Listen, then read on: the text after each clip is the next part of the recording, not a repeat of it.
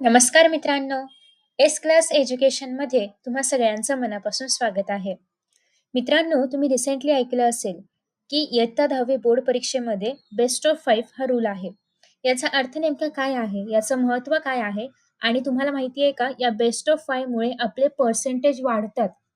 So तुम्हाला जर तुमचे पर्सेंटेज वाढवायचे असतील, तर हा बेस्ट ऑफ 5 रूल नेमका काय आहे? तो नक्की आपण जाणून घेऊया. सगळ्यात पहिली गोष्ट म्हणजे हा रूल आहे काय? सो तुमच्याकडे एकूण 6 विषय आहेत. एक तर सगळ्यात पहिल्यांदा मराठी आहे. त्याच्यानंतर आपल्याकडे संस्कृत किंवा हिंदी आहे किंवा काहींचं दोन्ही मिळून पण असेल. ओके. कंपोझिट संस्कृत आणि कंपोझिट हिंदी पण असेल. नेक्स्ट आहे इंग्लिश आपल्याकडे आहे. सायन्स 1, सायन्स 2 मिळून सायन्स आहे आणि त्यानंतर मॅथ्स 1, मॅथ्स 2 मिळून पूर्ण एक मॅथ्स आहे. कारण रिझल्टमध्ये आपण आउट ऑफ 100 बघतो. आणि नेक्स्ट आहे ते म्हणजे समाजशास्त्र किंवा सोशल सायन्स. त्याच्यामध्ये इतिहास आहे, भूगोल आहे, राज्यशास्त्र आहे, सगळं आहे. ठीक आहे. प्रत्येक पेपर हा तुमचा 100 मार्क्सचा असतो. बरोबर.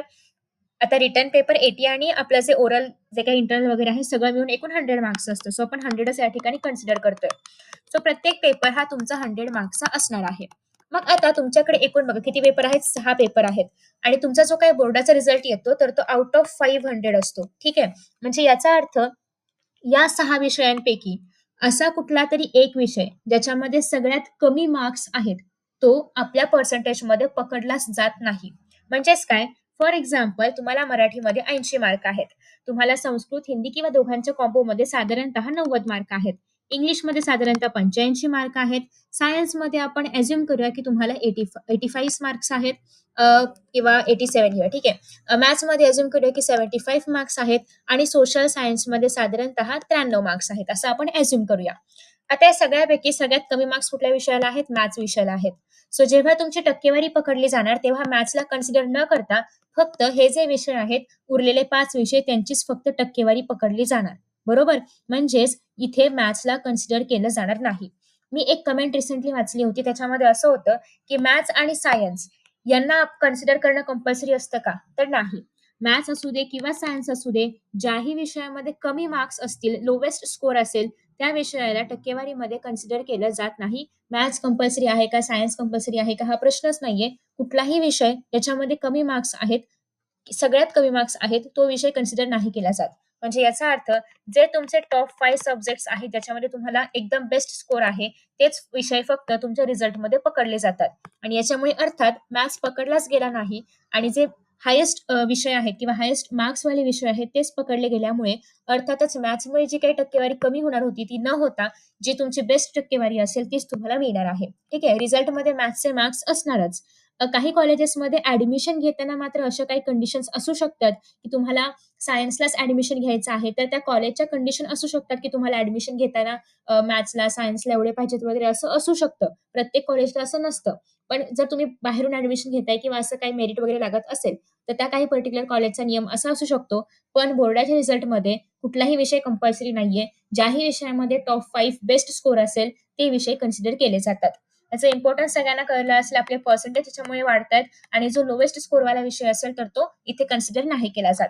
आता फॉर एक्झाम्पल जर तुम्हाला सेम मार्क्स आहेत, म्हणजेच तुम्हाला याच्यामध्ये पण 80 आहेत आणि याच्यामध्ये पण 80 आहेत. तर मग अशा केसमध्ये कुठल्याही एखाद्या विषयाचे मार्क्स कन्सिडर होतात. इथे कोणी सांगू शकत नाही, की कुठल्या विषयाचे मार्क्स त्याच्यामध्ये घेतलेले आहेत. कारण दोघांमध्ये सेमच मार्क आहेत. ठीक आहे. सो कुठल्याही एका विषयाचे मार्क्स इथे कन्सिडर केले जातात. कारण रिझल्टमध्ये अल्टिमेटली या 5 जणांची जी काही बेरीज असेल, तर ती डिव्हायडेड बाय 500 असं करून जे पर्सेंटेज आहे, तर ते काढले जातात.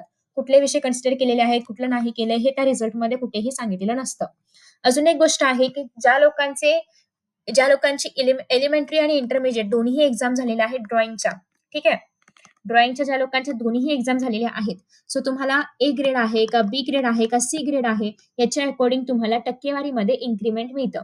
म्हणजेच जर तुम्हाला ए ग्रेड असेल किंवा बी ग्रेड असेल किंवा सी ग्रेड असेल, दोघांचा क्युम्युलेटिव्ह ग्रेड किंवा मोस्टली इंटरमिडिएटचा ग्रेड, जो तुमचा ग्रेड असेल, तर त्या ग्रेडच्या अकॉर्डिंगली तुम्हाला तुमच्या 10च्या पर्सेंटेजमध्ये हे मार्क्स व्यतिरिक्त म्हणजे हे मार्क्स तर तुमचे आहेतच 5 विषयांचे, पण याच्या व्यतिरिक्त पण तुम्हाला काही पर्सेंटेज एक्स्ट्रा मिळतात.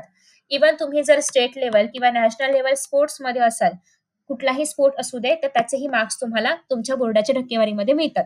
दुसरी गोष्ट तुम्ही कथ्थक केलं असेल, तुम्ही गायनामधले कुठले काही विशारद असेल किंवा जी काही त्याची एक्झाम असेल, हायेस्ट एक्झाम जी काही असेल, तर ती व्यवस्थित पास झाला असाल, तर त्याचेही पर्सेंटेज तुम्हाला तुमच्या बोर्डाच्या टक्केवारीमध्ये ॲड झालेले पाहायला मिळतील.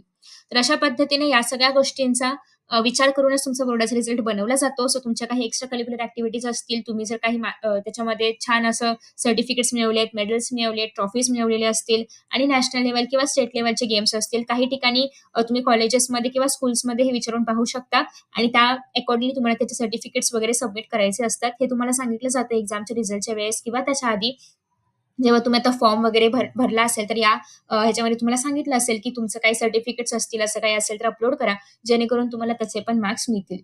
सो आय होप की तुम्हाला बेस्ट ऑफ 5 म्हणजे काय आहे तर ते कळलं असेल. जे टॉप विषयामध्ये तुम्हाला बेस्ट मार्क्स आहेत, तर तेच 5 विषय कन्सिडर केले जातात. ज्याच्यामध्ये लिस्ट स्कोर आहे, त्या विषयाला कन्सिडर नाही केलं जात. त्याचे मार्क्स तुमच्या रिझल्टमध्ये असणार, बट त्याचे पर्सेंटेजमध्ये कुठेही मेन्शन नसणार आहे. ठीक आहे. पर्सेंटेज तुमचे ॲड नाही होणार. नेक्स्ट असं आहे की इम्पॉर्टन्स याच्यामुळे आपले पर्सेंटेज वाढतात. मॅथ्स, सायन्स किंवा इतर लँग्वेज कुठलाही असा विषय कंपल्सरी नसतो त्या बेस्ट ऑफ 5 मध्ये. नेक्स्ट असं आहे की तुमचे पर्सेंटेज 11 टू इंटरमिजिएट ड्रॉइंग असेल किंवा इतर कुठलाही स्पोर्ट्स वगैरे असेल, या सगळ्या केसेसमध्ये तुम्हाला त्याचे एक्स्ट्रा पर्सेंटेज जे आहेत तर ते मिळतात. ते किती मिळतात, केवढे मिळतात, हे सगळं तुम्हाला तुमच्या स्कूलमध्ये विचारून पाहायचं आहे, जेणेकरून तुम्हाला ऑथेंटिक इन्फॉर्मेशन मिळेल. So thank you so much for watching this video. Best of luck for your exams and see you in the next video. Bye bye.